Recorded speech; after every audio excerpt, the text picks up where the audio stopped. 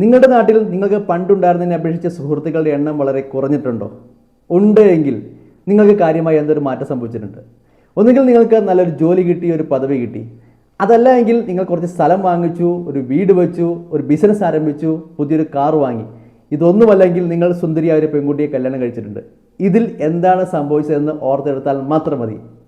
സമൂഹം അങ്ങനെയാണ് ബായി. നമ്മൾ ജീവിതത്തിൽ ഒരു പടി മുന്നോട്ട് വെച്ചെന്ന് ഉറപ്പായി കഴിഞ്ഞാൽ സമൂഹം നമ്മളെ 2 പടി പിന്നോട്ട് വലിക്കാൻ തുടങ്ങും. പിന്നീട് അങ്ങോട്ട് പെരുമഴയത്ത് ആലിപ്പഴം പൊഴിഞ്ഞു വീഴുന്ന പോലെ സൗഹൃദം അങ്ങോട്ട് ഉതിർന്നു വീഴാൻ തുടങ്ങും.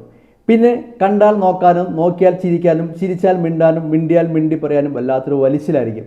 എന്തിനാണ് എന്നോട് ഈ പരിഭവം? ഞാൻ സ്വന്തമായിട്ട് അധ്വാനിച്ചുണ്ടാക്കിയ ക്യാഷ് കൊണ്ടല്ലേ ഇതൊക്കെ നേടിയത് എന്ന് ചിന്തിച്ച് ആവലപ്പെടുന്നതിന് മുമ്പ് ഒരു കാര്യം, ഇതൊന്നും നിങ്ങളുടെ കുറ്റം കൊണ്ടല്ല സംഭവിക്കുന്നത്.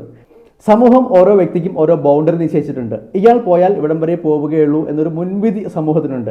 വളരെ അപ്രതീക്ഷിതമായി ആ ബൗണ്ടറി ലൈൻ ചാടിക്കടന്നു എന്ന് അറിഞ്ഞു കഴിയുമ്പോൾ ഉണ്ടാകുന്ന ഒരു ഫ്രസ്ട്രേഷനാണത്. അതൊരു സ്ഥായിയായ ഭാവമല്ല. അവൻ അവിടം വരെ എത്തി എന്ന് മനസ്സുകൊണ്ട് ഉൾക്കൊണ്ട് കഴിയുമ്പോൾ, അവരുടെ മനസ്സിലെ ബൗണ്ടറി ലൈൻ ഒന്ന് പറിച്ചു മാറ്റി അല്പം കൂടി മുന്നോട്ട് കയറ്റി സ്ഥാപിച്ചു കഴിയുമ്പോൾ തീർച്ചയായിട്ടും ആ വലിച്ചിൽ പയ്യെ പയ്യെ ഇല്ലാതായിക്കോളും.